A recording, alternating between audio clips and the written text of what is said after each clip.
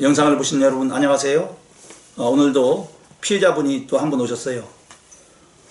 안타깝게도 우리 오신 분도 장애가 있으시고, 그런데 오시기 전에 10여 차례 저하고 통화를 하셨고, 그리고 오늘 오셔서 지금 한 2시간 넘게 대화를 한 것 같은데, 정리를 또 이제 이분이 오실 때 이게 진술서를 이렇게 딱 가져오셔가지고 저와 사전에 또 많은 대화를 했습니다. 자, 그리고 또 제가 여기 선호장 분량에 메모를 또 해가지고 종합 정리해서 알려드리는 거예요. 그러니까 사실성과 어떤 공정성 이런 것이 높죠. 자, 100%는 아닙니다. 자, 오늘 어쨌든 우리 영상을 촬영에 협조해서 고맙고요. 이 영상을 보시는 분들도 국제결혼 준비자 여러분 중에는 장애우분들도 많으신데 꼭 도움이 되시길 바랍니다. 자, 우선 이 내용을 읽어보면은 2020년 1월부터 국제결혼 중개업자를 통해서 화상맞선을 통해 가지고 여성 1명만 주선을 받았어요. 그리고 이제 출국하기 전까지 한 7, 8차례 대화를 하셨고, 그 다음에 이제 베트남에 한 달 후쯤 가셔가지고 약혼식을 했습니다. 자, 약혼식은 결혼식이 아니죠. 여기서 이게 꼭 명심하셔야 돼요. 자, 이 내용이 나중에 이제 결혼식으로 간다거나 또는 결혼식을 하지 않았는데 베트남의 전통 혼례식이라는 게 있어요. 그때 이제 많은 하객들이 오는데, 여기 계신 분은 하객이 거의 전무해요. 부모님이라고 할 수 있는 몇 분만 오셨어요. 단 몇 분만. 자, 그리고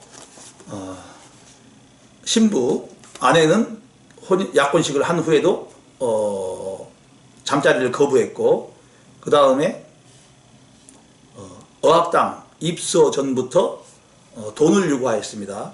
그 다음에 남편은 어쨌든 약혼식을 했으니까 잘 살아보기 위해서 한 달에 한 40만 원씩 입금을 해 주었어요.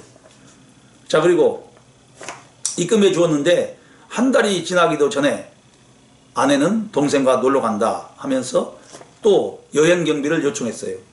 자, 그 후로도 남편은 그 돈을 보내주었고 연락을 취했는데, 돈만 받으면 연락이 잘 안 되는 경우가 있었어요. 이거 맞죠? 예, 고개만 끄덕하셔도 돼요. 예. 자, 그 다음에는 또 이제 며칠이 지난 후에 핸드폰이 고장났다, 수리를 해야 된다, 또 오토바이를 아빠에게 선물을 해주고 싶다, 돈이 부족하다, 또 이런 내용으로 또 돈을 뭐 요구라는 말도 쓸 수 있고 요청이라는 말도 쓸 수 있어요. 왜냐하면 남편이니까. 어쨌든 이건 알아서 판단하시고, 그 다음에 남편은 또 그럴 수가 있다 해가지고 또 좋은 성품으로 또 100만 원 돈을 또 별도로 보내줬어요. 자, 그 다음에 이번에는 조카가 교통사고를 당했다면서 도움을 요청했기 때문에 이때는 또 많은 돈을 요구한 건 아니에요. 15만 원 정도를 요구해가지고 또 보내주셨어요. 또 그런데 또 몇 주가 또 지나니까 이번에는 유괴양이 있어가지고 내시경을 받아야 한다. 그러면서 또 한 20만 원을 또 요청했어요. 자, 그 다음에 또 있어요. 또 제가 보내주는 용돈, 이제 남편이죠. 남편이 하시는 말씀이 제가 보내주는 용돈 40만 원이 항상 부족하다고 하더군요. 자, 이 내용은 여러분께서도 일맥상통하실 거예요. 아내가 요청하는 돈을 남편이 알아서 보내줬는데 돈이 많지 않은 분들은 돈이 계속 부족할 수밖에 없어요. 자, 그 다음에 이번에는 냉장고를 사달라. 한국어를 시험에 합격했으니까 이제 선물을 해달라는 내용 같아요. 자, 그 다음에는 한국에 입국해서 이제 냉장고 사달라고 했기 때문에 100만 원을 또 입금해 주었어요. 송금을 했습니다. 그 다음에 한국에 입국해서도 핸드폰이 필요하다. 무조건 아이폰 뭐 요게 가지고 160만 원 상당을 또 해주셨죠. 고개만 끄덕하시면 됩니다. 예. 자, 그 다음에 자, 여기서 이제 중요한 이제 내용들이 계속 나옵니다. 부부 관계도 진정성이 없이 억지로 하는 그런 상황이 됐고, 시간만 되면은 한국에 미리 와 있는 언니와 친척 집으로 자주 놀러만 가는 거예요. 그런데 남편은 이제 40살이라고 하셨죠? 40대셨는데 어쨌든 젊고 또 그 참 성품이 굉장히 좋으신 분 같아요. 대화를 해보니까. 몸은 불편하시지만. 자, 이런 것도 이제 그 혼인 생활에 굉장히 중요하기 때문에 여러분들 잘 들으셔야 됩니다. 어찌됐든 사랑하는 아내와 잠자리를 해서 임신도 하고 아기를 낳고 싶은 것이 남성들의 본능이거든요. 그래서 잠자리를 요청했는데 아내가 하는 말이, 자신은 베트남에 있을 때 결혼하기 전에 남자친구가 있었을 때도 그런 것은 하기 싫어서 하지 않았다고 얘기했어요. 자, 이 내용이 나중에 번복이 됩니다. 이런 거 참고하십시오. 자, 여기서 중요한 점은 이 진술서, 우리 사유서라고 할 수 있는 내용을 써오셨는데, 이 내용에 보면은 무려 돈 요구가 한국에 오기 전까지 수개월 동안에 확인된 것만 한 13건, 4건이 됩니다. 확인된 것만. 그렇다면 이 여성은 혼인의 의사보다도 다른 마음을 품고 왔을 확률이 높죠. 자, 그 다음에 제가 이제 별도로 메모해 놓은 거를 읽어드리면서, 피해 예방에, 정답이라고 할 수 있는 내용들을 하나씩 여러분께 설명을 해 드리겠습니다.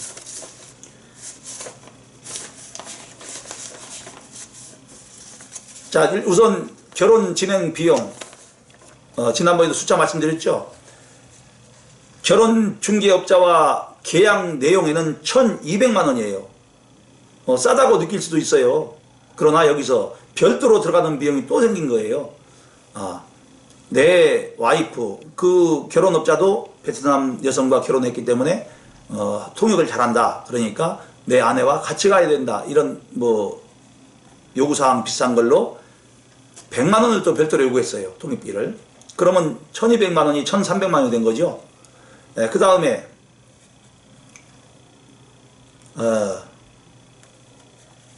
별도로 혼인 신고를 한국에서 먼저 하고 그 나라에서 이제 두 번째로 했는데, 코로나 문제로 그때도 이미 1,200만 원에 그 비용이 포함이 돼 있어야 되는데 160만 원 상당을 또 받았어요. 이 결혼 중개업자가. 그러면은 이것이 1,200만 원이 갑자기 1,460만 원이 됐죠. 이 비용 이외에도 들어가는 비용이 또 나옵니다. 자, 결국에는 이 모든 비용, 아내에게 남편이 10개월간 40만 원씩 보내준 돈이 대략 400만 원 정도. 그리고 환전을 해서 아까 오토바이를 사달라, 뭘 냉장고를 사달라, 또 핸드폰을 사달라 해가지고 지출한 비용이 또 몇백만 원 해서 총 2,160에서 2,260만 원 상당이 지출된 거예요. 그럼 제가 지난번에 항상 말씀드리듯이 베트남 여성과의 결혼을 할 때 국제결혼 중개업자와 결혼 비용이 980만 원이든 780만 원이든 또 이처럼 1,200만 원이든 계약서에 된 비용보다 추가로 해서 들어가는 비용을 합하여 결혼한 여성이, 한마디로 국민의 배우자 베트남인 여성이 한국에 입국하는 순간까지 지출되는 비용은 평균적으로 2천만 원 상당이다. 참고하십시오. 그런데 여기는 조금 더 들어간 거예요. 2천만 원 조금 들 수도 있고 더 들어갈 수 있고, 뭐 많게는 뭐 3천만 원, 5천만 원, 1억이 들어가는 사람도 있어요. 그렇지만 전체적으로는 2천만 원 상당이 지출되는 거예요. 자, 여기서 중요한 점은, 자, 우리 남편분이 그 참 나도 가슴도 아프고 뭉클한 상황이 있었는데, 이분이 그 조금 이제 몸이 좀 불편하시지만 또 고아로 자랐어요. 얼마나 힘든 인생을 살았어요. 그런데 나와 대화를 한 2시간 넘게 했는데 잘 웃고 이렇게 밝은 성격이더라고요. 그러다 참 그때 뭉클하면서도 이 존경심이 가더라고, 이 친구한테. 나이로 보면 내가 작은아버지 뻘 될 건데, 그래서 우리 영상을 보시는 분들도, 우리 멀쩡하신 분들, 그리고 또 이제 화가 또 많으신 분들, 화가 분노를 잘 일으키신 분들 얘기하는 거예요. 제가 이제 많은 분들을 상담했는데 여기 이런 분처럼 이렇게 사신다면 참 좋을 것 같아요. 얼마나 힘듭니까? 그런데도 이렇게 긍정적으로 살고 잘 웃고. 그런데 여기 오시는 분들은 가해자도 상당히 많아요. 가해자도. 그런데 막 화를 내고 막 분노를 일으키고 자기가 알고 보니 자기가 잘못해놓고, 예? 그러니까 이런 것은 여기 계신 분을 보더라도 좀 이렇게 올바른 삶을 좀 사시기 바랍니다. 그래야 본인도 편하고 주변 사람들도 편해요. 저 같은 사람이 상담할 때도 저도 편하고. 잘못은 자기가 해놓고 그렇게 살면 안 되죠, 세상을. 각설하고요. 자, 결론을 이제 우선 먼저 말씀을 드리자면은, 이미 우리 남편분한테 말씀을 다 드렸고, 그 결혼업자의 문제라든가 대화 많이 했고요. 잘못된 점, 잘한 점도 뭐 있겠지만, 그리고 여성과의 혼인무효 문제점, 혼인무효가 안 될 가능성은 없지만 그래도 가닥을 혼인무효로 잡아서, 지금 이분은 그 아내가 가출했다거나 어디 뭐 사라졌다거나 뭐 이혼을 요구한다거나 이런 건 아니에요. 그런데 지금까지 말씀드린 내용처럼 부부관계를 거부하고 온갖 그 돈 요구나 하다가 가장 이제 핵심적인 문제, 우리 남편분이 몸이 불편하니까 그래도 사랑하는 아내와 같이 손도 잡고 거리를 활보하고 싶은데, 이런 것을 수차례 이렇게 부탁을 했는데 단호하게 거절했어요. 이 내용만 보더라도 사랑 없이 결혼한 것이 분명하고, 이런 내용과 뭐 아까 돈 요구 문제, 또 그 아내가 또 다른 뭐 파혼을 야기하는 문제, 잘못하는 문제, 이런 것을 중개업자한테 얘기를 했더니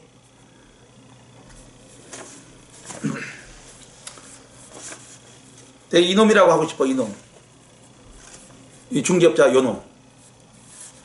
요놈이 위로를 해주고, 그런 일이 있었습니까? 내가 한번 아내분을 통역을 통해서, 자기 마누라가 통역이니까 좀 도와드리겠습니다 해야 되는 것이 정상인데, 이놈의 자식이 그 영상을 당신도 혹시 보게 되면은, 당신이라고 하는 그 중개업자 당신, 그 세상을 그렇게 살면 안 되지. 어디 뭐 잘 배우고 뭐 법대를 나오고 뭐 그런 말도 했다는데, 법으로 하면 자기를 못 이긴다고 했던 말도 했고, 그러면서 너 그 몸으로 마트는 갈 수 있느냐, 애기는 안아줄 수가 있느냐, 그런 말을 하면 안 되잖아, 이 인간아. 어떻게 사람이 그럴 수가 있냐고. 그 너의 최고의 손님이잖아. 어떻게 그런 말을 해, 이 고통받고 힘들어하는 사람한테. 이 개만다보단 새끼야. 내가 욕을 자제할 수밖에 없네, 이 동영상이다 보니까. 절대 그러면 안 되는 거예요, 이 사람아. 자네한테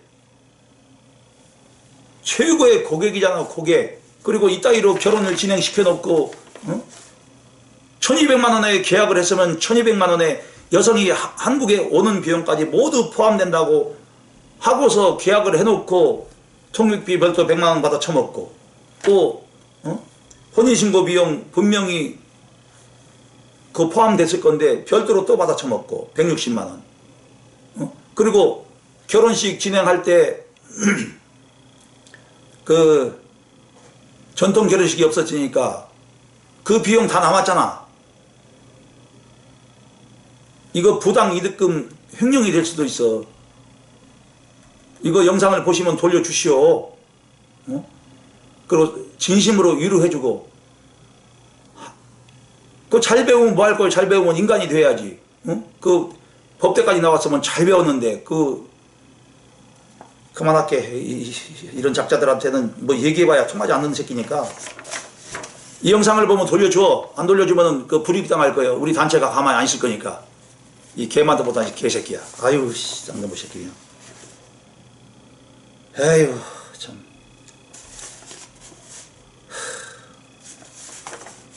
나보다 어려운 사람이 있고 힘든 사람이 있으면 손을 잡아주고 위로를 해주고 해줘야지. 어떻게 그런 개소리를 짓거려. 자, 여성의 문제로 넘어가겠습니다. 우리 영상을 보시는 분은 제가 이렇게 좀 하는 걸 좀 죄송합니다. 전화를 받지 말아야 되겠다.